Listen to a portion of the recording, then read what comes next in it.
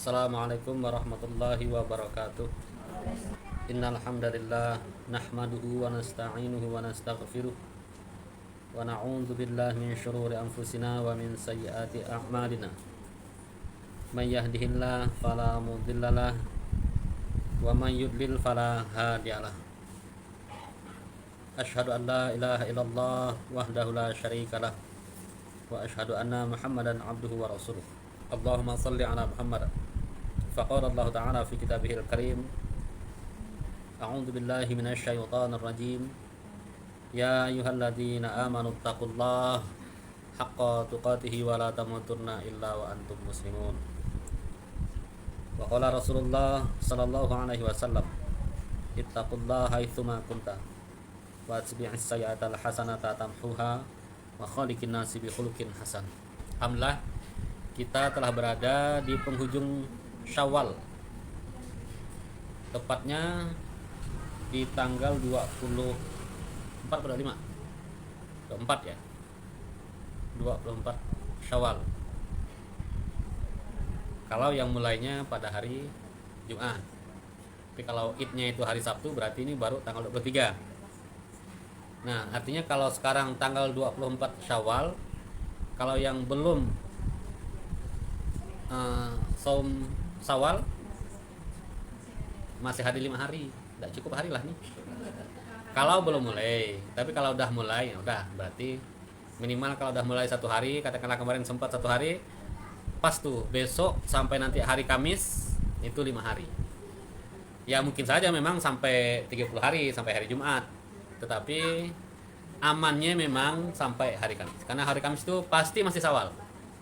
Kalau Jumat belum tentu Syawal, karena kalau dia ternyata juga hilal terlihat di hari Kamis sore atau di Jumat gitu ya, Jumat sore gitu ya, pas maghrib itu kan sudah masuk Jumat tuh, maka dia kembali 29 hari seperti itu. Salah satu saum yang berat tuh ya saum Syawal. Minimal tuh 2 alasan. Yang pertama, Syawal itu kesan kita tuh kesan makan-makan, mulai dari halal bihalal kan, halal bihalal, terus apalagi di Pontianak nih, selama 1 bulan penuh kita lebaran. Kalau di Sambas tuh enggak, Sambas tuh mungkin seminggu udah selesai lah dia. Setelah itu ya. Nah, kalau lebaran, kalau di Pontianak nih karena kebetulan kuenya kan kue kering pula, lama tuh, jadi 1 bulan penuh tuh masih lebaran. Nah, itu ujian itu yang pertama. Terus yang kedua, kita nih kalau bulan Syawal, karena kita habis bulan Ramadan, kita berpuasa, maka rasa selesai letih-letih, lapar-lapar, haus-haus, masuk bulan Syawal nak puasa lagi. Nah, puasa lagi nih gitu kan. Apalagi nanti macam-macam kita nih nyari alasan, bukan nyari alasan sih, nyari kajian gitu ibaratnya. Wah, ini kan harus bayar utang dulu. Ini kan belum sempat bayar utang. Ada memang kajiannya gitu, bayar utang dulu. Yang wajib diutamakan lebih dahulu. Maksudnya itu segera laksanakan yang wajib, setelah itu langsung biar sempat saum Syawal. Tapi kan nyari alasan. Kami belum saum wajib, Ustaz. Akhirnya dia saum wajib enggak, Syawal 6 pun enggak. Nah, pandai dia cari alasan tuh. Ya, jadi berat. Padahal sebenarnya kalau kita pahami dengan baik, salah satu ciri orang yang bertakwa, atau dengan kata lain, salah satu diterima Ramadan kita, berhasil kita melewati bulan Ramadan 1 bulan penuh dengan berbagai macam aktivitas ibadah, salah satunya itu adalah kita tunaikan saum 6 hari di bulan Syawal. Memangnya kenapa? Itulah salah satu ciri orang yang bertakwa. Karena kalau orang yang bertakwa itu orang yang sudah melewati menunaikan sesuatu karena kewajiban doang, udah lewat deh itu. Karena di tipe manusia nih, mengerjakan kewajiban, mengerjakan ibadah, itu dia tunggu perintah sampai wajib. Atau dia tinggalkan sesuatu, dia tunggu larangan sampai haram, dia baru tinggalkan. Kenapa enggak kau laksanakan sholat nih? Tak wajib. Nah. Bisa enggak masuk surga orang seperti? Bisa. Ada seorang Arab Badui, dia ketemu sama Rasul. Ya Rasul, bagaimana sih ibadah itu? Dalam dialog bebasnya ya. Kata Rasul, amalkan yang wajib. Sholat 5 waktu itu laksanakan yang wajib. Puasa di bulan Ramadan laksanakan, itu wajib. Zakat sampai nisab laksanakan, itu wajib. Kata orang Arab Badui itu, demi Allah aku tak akan nambah dengan yang selain itu. Tak akan nambah yang sunat-sunat, yang nawafil, yang rawatib, tak akan ditambah sama dia. Saya cuma mau ngamalkan yang wajib aja. Kata Rasul, surga. Cuman kalau kita tanyakan dengan diri kita, betul ke kita mampu laksanakan? Kalau kita laksanakan yang wajib-wajib aja, ada catatannya. Syaratnya apa? Syaratnya kita laksanakan full sampai kadar 100%. Nah gitu tuh. Mampu nak tuh? Sholat yang betul-betul full, betul-betul kita jaga ikhlasnya, kita jaga khusyuknya, kita jaga terlepas dari lalainya, kita jaga sunnah-sunnah kaifiatnya. Mampu nggak tuh? Tak mampu macam orang macam kita nih. Baru gak Allahu Akbar ingat dengan di belakang cucian belum. Ya. Jadi itu. Nah, orang yang bertakwa, nih, dia itu sudah melewati masa itu. Ciri orang bertakwa itu dia sudah dalam hatinya itu sudah dalam apa? Dalam kategori ikhtiyat, kehati-hatian. Hati-hati melaksanakan sesuatu. Dia khawatir betul yang dikerjakan ini tergolong yang dimurkai oleh Allah Subhanahu wa taala. Dia tidak tunggu sampai perintah itu haram, tapi dia lihat kalau ini menjurus kepada keburukan, dia tinggalkan, dia jauhi. Itu orang bertakwa. Makanya masuk dalam kategori orang bertakwa itu orang yang tunaikan hal-hal yang bersifat nawafil, tambahan. Kalau sholat itu rawatib. Kalau puasa yang sunat, yang tak wajib, dilaksanakan tuh. Karena salah satu fungsi dari amal ibadah yang bersifat nawafil dan rawatib itu adalah fungsinya adalah untuk menyempurnakan, menyampaikan kadar atau untuk menambal hal-hal yang tak sampai cukup sampai pada kadarnya. Nah, itu fungsinya tuh. Itu orang yang bertakwa seperti itu. Saya ibaratkan gini, Ibu sekalian. Saya suka pakai tamsil ya. Saya ibaratkan begini. Ada sungai dalam, terus di sampingnya ada jalan. Kira-kira kalau kita mau aman, kita mau jalan di mana? Betul-betul di pinggir sungai atau kita jalan di tengah jalan tuh? Tentunya kita kasih jarak kan. Kalau ada anak kita, jangan di pinggir sungai. Padahal pinggir sungai pun tak agak jatuh sebenarnya. Bisa lewat kok di pinggir sungai. Cuman kita khawatir. Kenapa khawatir? Kita ini manusia suka lalai, suka lupa, suka terpeleset, cebur ke dalam. Nah, orang yang beribadah berdasarkan batas haram dan wajib tadi itu seperti orang yang berjalan di pinggir sungai. Dia tak kasih jarak antara dirinya dengan sesuatu yang dilarang oleh Allah SWT. Banyak orang seperti itu. Gitu kan? Karena kalau yang tak wajib itu tak agak bikin dosa kalau ditinggalkan. Nah, cuman kalau kita bicara tentang mana yang paling baik, bagaimana cara kita menghindari hal-hal yang dilarang oleh Allah, menanamkan hati kita untuk menjauhi hal-hal yang dilarang oleh Allah, mendekatkan diri kepada Allah, maka tentulah kita menjaga jarak yang jauh dengan sesuatu yang dilarang oleh Allah SWT. Itu orang yang bertakwa. Oleh karenanya, salah satu cirinya orang yang bertakwa itu atau ibadah yang diterima di bulan Ramadan adalah ketika dia tunaikan som sawal 6 hari itu. Pentingnya di situ. Cuman kalau dia umumnya kalau bicara tentang puasa atau ibadah pada umumnya gitu ya, tidak boleh melaksanakan ibadah di hari atau waktu yang meragukan. Nah, itu kaidah umum tuh. Itu kaidah umum.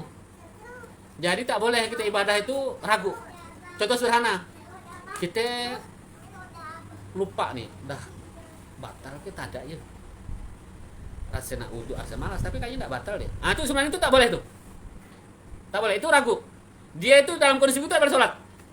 Kalau dia mau sholat, dia harus pastikan kalau gitu aku tak batal sholat, karena keraguan itu tidak membatalkan wudu. Ragu itu tidak membatalkan wudu, cuman merusak pahala. Merusak, dia sholat tuh bisa sampai kategori tidak sah. Kalau dalam kondisi ragu, makanya tak boleh. Ragu itu memang betul tak boleh. Oleh karena itu, kalau kita mau pastikan udah kayak beratnya ini berat ke batal, ya udah kalau gitu wudu. Bila perlu maaf nih, bila perlu betul-betul dibatalkan sekali. Umpamanya masuk WC, buang air besar atau buang air kecil gitu, udah batalkan sekali. Jadi hilang keraguan. Karena sebenarnya kalau keraguan itu, apalagi yang berhubungan dengan ibadah, itu mesti dari setan. Itu keraguan tuh. Ini salah satu cara setan untuk menyesatkan manusia itu, untuk membuat merusak amal ibadah kaum muslimin, kaum mukminin itu adalah dengan menimbulkan keraguan di dalam hatinya. Makanya tidak boleh. Kata Rasul, yang disebut dengan buang angin itu ketika jelas suaranya, jelas aromanya. Jadi kita jangan kayaknya keluarlah barang nih. Nggak boleh begitu. Pastikan. Kalau umpamanya kita lebih berat tak batal, ya udah bismillah tak batal. Waktu tak batal. Udah, sholat sah. Tak batal. Yang tak boleh itu ragu. Nah itu. Begitu juga ketika kita saum hari Jumat itu, apakah udah masuk bulan Dzulqa'dah atau masih bulan Syawal? Kan kita membuat kita ragu nih. Bagaimana cara nggak ragu? Artinya kan kita nyari informasi, nyari kesana kemari, cari mungkin kalau mau nyari pantau hilal kan berat bagi kita tuh. Ya udahlah, kita ambil yang paling aman. Tanggal 29 bulan Syawal itu adalah jatuh pada hari Kamis, pasti itu. Pasti bulan Syawal. Makanya kita batasi untuk Syawal itu di hari Kamis. Kecuali nanti kalau ada informasi yang valid bahwa Syawal itu sampai 30 hari. Kita boleh sama-sama baca Quran surah Ar-Rum ayat yang ke-30 sampai 32. Diikuti ya. Yang Mbak Musab silakan dibuka, atau yang Android silakan. Surah Ar-Rum surah yang ke-30 ayat 30 sampai 32.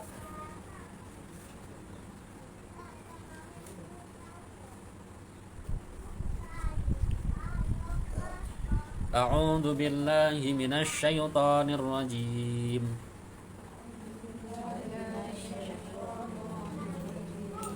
Fa'aqim wajhaka lid-dini hanifa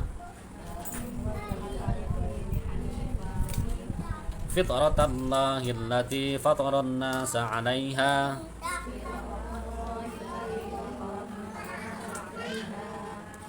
la tabdila li khalqillah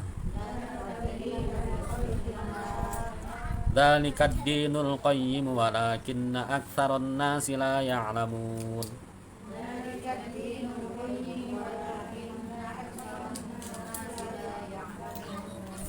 Munibina ilaihi wattaquhu wa aqimus shalah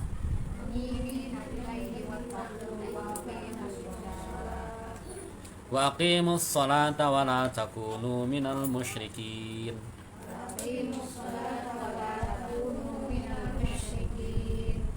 Minal ladzina farraqu dinahum wa kanu syi'a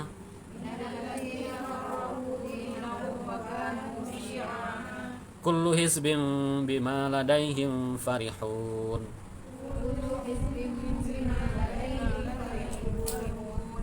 Ya. Ini ayat termaktub dalam Quran surah Ar-Rum ayat 30 sampai 32. Jadi para hamba sekalian, sebelum kita sama-sama masuk ke ayat ini, satu hal yang kita syukuri, ibadah Ramadan, rangkaian ibadah Ramadan itu pada hakikatnya mengantarkan hamba-hamba Allah yang menunaikannya, shaimin dan shaimat, itu pada kondisi fitrah. Kondisi fitrah. Apa itu fitrah? Fitrah itu adalah sebagaimana awal penciptaan manusia. Makanya disebut sebagai Idul Fitri atau Idul Fitrah. Kalau kita artikan biasanya disebutkan sebagai kembali suci gitu ya. Sucinya yang balik berarti. Ada nggak suci di sini namanya? Kembali fitrah. Nah, sebenarnya lebih tepat itu adalah kembali sebagaimana awal penciptaan. Manusia dicipta oleh Allah itu, konsep awalnya itu adalah untuk apa? Untuk ibadah kepada Allah. Wa ma khalaqtul jinna wal insa illa liya'budun. Dan tidaklah kami ciptakan jin dan manusia, kata Allah, kecuali untuk menyembah. Jadi konsep awal manusia itu adalah dicipta untuk menyembah Allah. Apapun yang Allah hadirkan ke dalam sosok manusia, itu semuanya digunakan untuk penyembahan. Jadi tujuan utama itu adalah untuk penyembahan, apapun modelnya gitu kan, apapun aktivitas manusianya, itu adalah untuk beribadah, menyembah Allah Subhanahu wa taala. Nah itu. Namun memang ternyata pada kenyataannya tidak serta-merta seperti itu. Ternyata banyak pula, bahkan mungkin sangat banyak manusia yang hidupnya itu tidak menyembah Allah. Artinya kalau begini manusia seperti apa nih? Jelas manusia yang keluar dari fitrahnya. Nah begitu. Nah para hamba Allah kaum muslimin hafizakumullah. Jadi konsep awal manusia seperti itu. Uniknya manusia, ini sering pula disampaikan ya. Uniknya manusia itu Allah konsep dengan apa? Dengan perangkat yang lengkap. Bahkan dengan potensi yang lengkap. Dalam satu surah nih, surah Asy-Syams, itu Allah bersumpah atas makhluk yang telah Allah ciptakan, berarti sesuatu yang dahsyat itu. Wasyamsi waduhaha wal qamari idza talaha dan seterusnya. Sampai kemudian pada ayat yang kesekian, wan nafsi wa ma sawaha fa'alhamaha fujuraha wa taqwaha qad aflaha man zakkaha wa qad khaba man dassaha. Kata Allah, dan demi jiwa serta penyempurnaannya. Falhamaha fujuraha wa taqwaha. Maka kami ilhamkan kepadanya fujurnya atau kecenderungan untuk berbuat maksiatnya, wa taqwaha, dan ketakwaannya. Jadi Allah ilhamkan. Allah kasih ke kita ini potensi itu. Bagaimana manusia untuk beribadah tetapi kok dikasih konsep untuk ada potensi juga untuk bermaksiat kepada Allah? Bisa. Karena lengkapnya manusia itu dia dikasih nafsu oleh Allah Subhanahu wa taala. Nafsu itu sebenarnya konsep dasarnya untuk ibadah. Kemarin sempat kita bahas waktu aku taklim di Masjid An-Nubuwah itu. Ada kita punya nafsu makan, gitu kan? Yang Allah tahan di bulan Ramadan nih, doa nafsu itu kan, minimal doa nafsu nih. Nafsu makan, masuklah di dalam itu nafsu minum juga. Nafsu juga itu. Dan nafsu libido. Allah tahan, tak boleh di siang hari sampai nanti berbuka puasa baru boleh. Dua nafsu ini para hamba Allah sekalian melekat dalam diri manusia. Ini nafsu yang dua macam ini kalau tidak ditundukkan dalam aturan Allah, ini membuat kita keluar dari kerangka penghambaan kepada Allah SWT. Ini baru dua nafsu, belum lagi nafsu-nafsu yang lain. Jadi sebenarnya manusia itu sangat berbahaya kalau dia keluar dari fitrah penghambaan kepada Allah. Sangat berbahaya. Allah kasih dua sampel, dua contoh manusia. Manusia juga sama kayak kita nih. Kita manusia, dia pun manusia. Dua orang manusia yang menjadi contoh kedurjanaan manusia, kedurhakaan manusia. Satu di antaranya sampai mengaku sebagai Tuhan, melawan Allah, menantang Allah Subhanahu wa taala, menantang Rasul dan Allah gitu ya. Kemudian satu lagi, ingkar kepada Allah, durhaka kepada Allah dan Rasulnya. Allah tenggelamkan dua-duanya. Allah hancurkan dua-duanya. Fir'aun namanya, Qarun lagi yang lainnya. Fir'aun Allah tenggelamkan di lautan, Qarun Allah tenggelamkan ke dasar bumi. Dua contoh manusia yang memperturutkan hawa nafsu, keluar dari penghambaan kepada Allah Subhanahu wa taala. Betapa bahayanya kalau nafsu ini tidak kita kendalikan. Jadi falhamaha fujurha. Fujur ada di situ. Kita semua nih punya itu. Kita semua punya nafsu. Kita semua punya kecenderungan untuk berbuat maksiat jika nafsunya tidak ditundukkan dalam fitrah penghambaan kepada Allah Subhanahu wa taala. Konsepnya begitu. Oleh karenanya, ketika di bulan Syawal kita insya Allah dikembalikan kepada kondisi fitrah, itulah momentum yang paling bagus untuk apa? Untuk menyembah Allah. Fitrah itu sebenarnya potensi diri secara internal. Potensi diri secara internal. Tapi memang kita ini tidak akan dipertanggungjawabkan dengan fitrah. Bahwanya karena kebaikan dan keburukan tidak ditimbang dengan internal loh, dengan jiwa kita tidak. Mentang-mentang nanti kita punya fitrah, kita katakan, oh kalau begitu ini pasti baik menurut pandanganku. Nah, tak bisa. Dalam hati saya ini, dalam diri saya ada fitrah. Fitrah yang telah Allah ciptakan. Dengan demikian berarti saya bisa tentukan bahwa ini baik, ini buruk. Tidak begitu. Fitrah itu bukan untuk menentukan baik buruk, bukan. Lantas untuk apa? Fitrah itu merupakan kesiapan kita untuk menerima aturan Allah Subhanahu wa taala. Itu fitrah. Jadi kalau kita kembali kepada fitrah, itu tandanya kita sungguh sangat siap untuk beribadah kepada Allah Subhanahu wa taala. Sangat mudah dan sangat siap. Diri kita itu sangat siap untuk beribadah kepada Allah Subhanahu wa taala kalau kita dalam kondisi fitrah. Makanya fitratullah allati fataran nasa 'alaiha, kata Allah, itulah fitrah Allah yang Allah menciptakan manusia di atas fitrah itu. Artinya apa? Fitrah manusia ini dia sejalan, sinergi dengan turunnya syariat dari Allah Subhanahu wa taala, dengan risalah yang Rasul bawa. Cuman saya katakan lagi, fitrah yang terdapat dalam diri kita itu bukan untuk menentukan kebenaran. Salah pula. Nanti kan bisa begini kan orang ini. Bahkan mungkin kita kadang-kadang begitu. Mana sih yang baik? Bentar loh, saya merenung loh. Karena dalam diri saya ada fitrah. Nanti saya lihat, oh ini baik nih. Bisa enggak gitu ibu-ibu? Tak bisa. Kalau begitu kacau nanti. Makanya orang yang disebut taat itu adalah orang yang mentaati Allah dan Rasulnya. Allah yang berupa nanti firman-firman Allah dalam Al-Quran, Rasul yang berupa sunnah-sunnah beliau, hadis-hadis Rasul. Itu makanya orang dikatakan durhaka ketika dia mendurhakai, menyelisihi perintah Allah dan Rasulnya. Lantas apa fungsi fitrah kita? Saya ulang lagi, fungsi fitrah kita, kalau kita kembali kepada fitrah, itu tandanya kita sungguh sangat siap untuk menerima perintah Allah, larangan Allah masuk ke dalam diri kita, kita taati. Itulah hasil Ramadan. Begitu masuk Syawal, kita kembali fitrah. Kita dalam kondisi sangat siap sedia untuk tunaikan perintah Allah, jauhi larangan Allah. Tandanya bukan hanya sekedar kita muda, tetapi sudah senyawa antara perasaan kita, diri kita dengan perintah Allah Subhanahu wa taala. Dulu kan pernah disampaikan tuh. Ada 4 la'alla yang disebutkan dalam rangkaian perintah Ramadan gitu ya. Ayat-ayat Ramadan. La'allakum tattaqun, la'allakum tashkurun, apa lagi? La'allahum yarshudun. 4 ya. Yang terakhir la'allahum tattaqun. Jadi takwa diulang 2 kali. Jangan ditambah, ada tashkurun, ada yarshudun. Nah, yang kita garis bawah ini ada yarshudun. Apa yarshudun? Dalam surah yang lain, dalam ayat yang Allah sebutkan. Walakinnallaha habbaba ilaikumul iman wa zayyanahu fi qulubikum, kata Allah. Akan tetapi kata Allah, Allah jadikan kamu itu cinta kepada keimanan, dan Allah jadikan keimanan itu indah di dalam hatimu. Nah, ini tadi itu.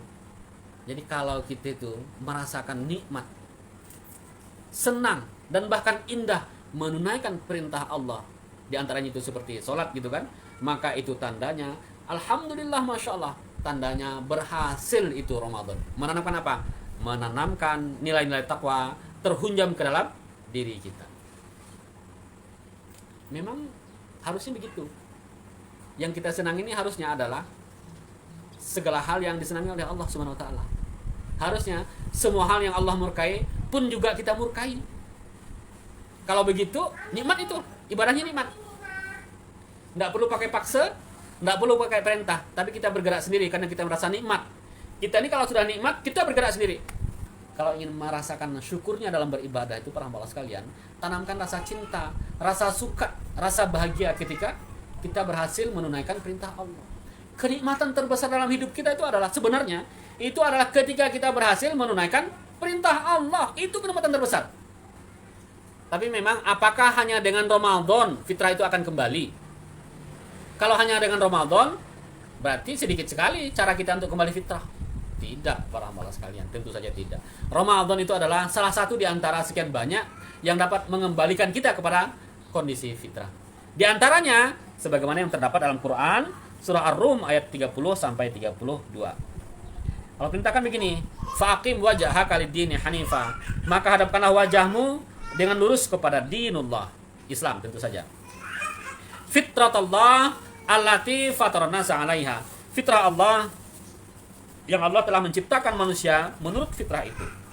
La tabdila li khalqillah, tidak ada perubahan terhadap ciptaan Allah. Dzalika dinul qayyim walakin aktsarun nasi la ya'lamun. Itulah agama yang lurus, tetapi kebanyakan manusia tidak mengetahui. Bagaimana caranya? Munibina ilaihi. 1. Dengan cara kembali bertaubat kepada Allah. Ini masya Allah, para hamba Allah sekalian, ini sungguh mulia, sungguh nikmat kita berislam. Karena ternyata kita ini manusia yang konsep Allah tadi itu falhamaha fujuraha wa taqwaha, yang di dalamnya ada potensi untuk berbuat maksiat. Kalau dia tidak mampu mengendalikan nafsunya, maka dia akan terjumus kepada lembah kemaksiatan. Tetapi Allah kasih satu cara untuk apa? Untuk kembali kepada Allah. Bagaimana caranya? Munibina ilaihi, kata Allah, dengan cara kembali kepada Allah, bertaubat kepada Allah. Makanya kerjaan kita itu sebenarnya perbanyak taubat. Coba lihat itu bacaan-bacaan sholat, hampir semuanya mengandung permohonan untuk mohon ampun. Ada kalimat-kalimat yang menunjukkan bahwa itu bagian dari taubat. Sujud, terus duduk di antara 2 sujud, ruku, bahkan doa iftitah itu bagian dari taubat. Minta bersihkan dosa. Jadi kita dari taubat ke taubat, taubat ke taubat. Baik yang berupa bacaan-bacaan sholat itu yang sudah baku gitu ya, atau dengan ucapan-ucapan zikir, kembali bertaubat kepada Allah. Itu membuat kita fitrah. Semakin banyak taubat, semakin bagus, semakin takwa, semakin bersih, semakin mudah dia tunaikan perintah Allah SWT. Cuman memang sebelum bertaubat itu sebenarnya taubat yang paling baik itu sebelum kita mengucapkan istighfar, itu bagusnya kita paham dengan dosa kita. Nah, ini yang jadi persoalan nih. Banyak orang tak paham bahwa dia itu berdosa. Bahkan meskipun dikasih tahu sama orang, dia pun tak merasa dia berdosa. Ini orang berbahaya nih. Orang yang padahal dia berbuat salah, tetapi dia tidak merasa berbuat salah. Hati-hati. Makanya kita harus senantiasa belajar membiasakan diri kita untuk introspeksi, atau bahasa agama muhasabatun nafs, mengoreksi diri kita sendiri. Bahkan satu ketika kalau kesalahan kita itu hanya bisa terlihat ketika orang lain menyampaikannya kepada kita, itu harusnya kita sangat berterima kasih kepada orang tersebut. Ibu, kira-kira saya kasih pertanyaan. Dosa itu bisa dihilangkan dengan istighfar. Yang kedua, dihilangkan dengan amal soleh. Itu masih rangka dunia. Yang ketiga, dosa dihilangkan dengan apa? Dengan musibah. Masih di dunia. Yang keempat, dosa dihilangkan dengan azab di ketika kita alam kubur dan neraka. Mau pilih yang mana? Kita ini insya Allah, masya Allah gitu ya. Kita ini kayaknya wajah-wajah kita ini wajah-wajah berdosa nih. Banyak dosa kita nih. Pertama, bisa dihilangkan dengan istighfar. Kita seorang istighfar. Yang kedua, dihilangkan dengan amal soleh. Kita juga seorang. Yang ketiga, dah lain lagi. Yang ketiga ini dah bukan kita. Dihilangkan dengan, dihapuskan dengan adab di dunia atau ujian di dunia. Mau seperti itu? Mau lah. Karena kita tidak istighfar, di tengah amal-amal tak banyak, Allah maha kasih sayang dengan kita. Ini hamba Allah, kalau dibiarkan dosa sampai mati nanti diazab lebih parah lagi. Allah kasih kita ujian. Untuk apa? Salah satu fungsi ujian itu, anggaplah seperti musibah, salah satu adalah fungsinya untuk menyuci kita punya dosa, musibah. Yang ketiga, ternyata begitu mati masih banyak dosanya. Allah kasih azab, Allah masih maha kasih sayang. Allah kasih azab di kalau sampai neraka, Allah cucilah neraka itu. Kalau udah bersih, bersih hari ini. Pindahkan ke surga. Tidak ada orang berdosa masukkan ke surga. Dia harus, kalau dia mukmin, dia layak masuk surga, dicuci dulu. Dia punya dosa di neraka. Seringan-ringan neraka itu dipakaikan sandal yang terbuat dari api neraka, mendidih dia punya otak. Alhamdulillah, janganlah bicara neraka itu. Nanti susah nak makan gitu, susah nak tidur. Tapi kita harus paham itulah neraka. Dia masya Allah. Makanya istighfar, makanya taubat. Itu yang paling gampang. Kan udah jelas dalilnya. Allah itu penerima taubat. Tidak ada istighfar itu yang ditolak itu tidak ada. Yang ada itu belum dikabulkan sekarang. Apalagi kalau ternyata banyak kesalahan kita yang tidak kita lihat, tak sadar kita nih, ada orang ngasih tahu itu luar biasa. Walaupun dia ngasih tahu pakai marah, tak apalah. Tapi pada dasarnya kita selamat dengan nasihat dari dia. Saya umpamakan seperti ini. Kita ini berperahu, perahu bocor, tenggelam. Tiba-tiba ada orang menyelamatkan kita. Ibu-ibu bisa milih nggak mau menyelamatkan? Saya maunya diselamatkan sama si orang, si dia ini yang orangnya lemah lembut, pacak menyelamatkan kita. Maunya kita begitu. Tetapi ternyata yang datang orang menyelamatkan kita ini orang yang kasar, orang yang kita benci bahkan. Dia menyelamatkan kita, dia sempat nyaci maki kita, tapi kita diselamatkan ke perahu. Apa yang kita ucapkan? Kita nyesal, tentunya aku tak mau kau selamatkan. Terus lagi aku ke laut. Tak begitu. Kita ucapkan terima kasih kau telah menyelamatkan hidupku. Kita berdosa juga begitu. Kalau ada orang ngasih nasihat kepada kita karena kita terlalai, walaupun dia kasar, ya udahlah kasar itu dia lah. Tetapi pada dasarnya itu membatasi kita dari perbuatan maksiat. Syukur kita kepada Allah. Betapa banyak orang yang takut melaksanakan dosa karena ada orang yang marah dengan dia. Contohnya anak kita. Tak jadi dia nak berbuat maksiat tuh karena ada orang marah ke dia. Jangan-jangan kita pun gitu, Pak. Sebenarnya saya itu mau itu, cuman takut dengan dia. Tak apa-apa. Kalau dianggap tak ikhlas tak apa. Banyak memang amal yang awalnya itu kita seperti tak ikhlas, tapi lama-lama setelah kita renungi, Allah kasih hidayah, jadi dia sebuah amal yang ikhlas. Bisa jadi. Munibina ilaihi. Yang berikutnya kembali lagi takwa. Makanya pernah saya bilang dulu, kita tuh selalu dikasih nasihat takwa. Takwa lagi, takwa dan takwa. Terus disampaikan nasihat takwa. Buka Al-Quran, takwa lagi. Buka hadis, takwa lagi. Takwa dan takwa. Karena memang kita sangat perlu nasihat takwa itu. Wattaquhu, dan bertakwa kepada Allah Subhanahu wa taala. Sungguh pun banyak ayatnya tuh, Bah. Kita ini tak dapat. Macam tak kata orang tuh tak jejak. Kalau kita mau introspeksi, orang-orang macam kita nih, kalau bukan karena rahmat Allah, kita udah lama berbuat maksiat nih, entah kemana-mana gitu nih. Tapi kadang Allah merahmati kita, Allah sempurnakan pahala yang kecil itu, amal yang kecil itu, jadilah kita tergolong orang-orang hamba-hamba Allah yang insya Allah ada rasa takutnya kepada Allah Subhanahu Wa Taala. Jadi takwa lagi dan takwa lagi. Yang berikutnya, wa aqimus shalah. Salah satu keunikan perintah sholat itu adalah beda dengan perintah yang lain. Kalau yang lain itu langsung disebutkan amalnya. Contoh zakat, mengeluarkan zakat, haji, tunaikan ibadah haji. Kalau sholat tidak begitu. Selalu dengan kalimat wa aqimus shalah wa yuqimunas shalah. Jadi diawali atau dibarengi dengan kalimat menegakkan sholat. Kenapa demikian? Karena ternyata sholat itu tidak berdiri sendiri. Inilah salah satu amal yang harus kita jaga semuanya. Mulai dari awalnya, pelaksanaannya, suasana hatinya, sampai prakteknya itu sholat. Itu perintah sholat. Memang dia spesial. Kalau zikir, memang kita harus selalu menghadirkan hati. Tetapi pada dasarnya zikir saja itu sudah berpahala. Kita sebut saja walaupun tidak paham maknanya gitu kan, sudah berpahala. Tapi kalau sholat, perintahnya dengan wa aqimus shalah, menegakkan sholat. Itu tandanya kita harus sungguh-sungguh dalam sholat. Sebelum sholat, apa yang harus kita lakukan? Wudu dulu, sungguh-sungguh dengan wudu. Begitu sudah selesai wudu, kalau nggak sungguh-sungguh kan otomatis harusnya belajar nih ceritanya. Begitu sholat harus khusyuk pula, bukan hanya sekedar gerakan itu, bukan hanya sekedar bacaan, ada kehadiran hati di situ. Sudah selesai sholat harus dipraktekkan pula. Jangan nanti mentang-mentang ambil yang baik tinggalkan yang buruk, pulang dari masjid ambil sandal bagus tinggalkan sandal jelek. Nah, itu lain cerita itu masih bapak-bapak, tapi bukan bapak di sini lah, entah bapak-bapak di mana gitu ya. Kenapa kau ambil sandal bagus nih? Kata Pak Ustadz, ambil yang baik tinggalkan yang buruk. Memang betul juga, cuman salah makna dia.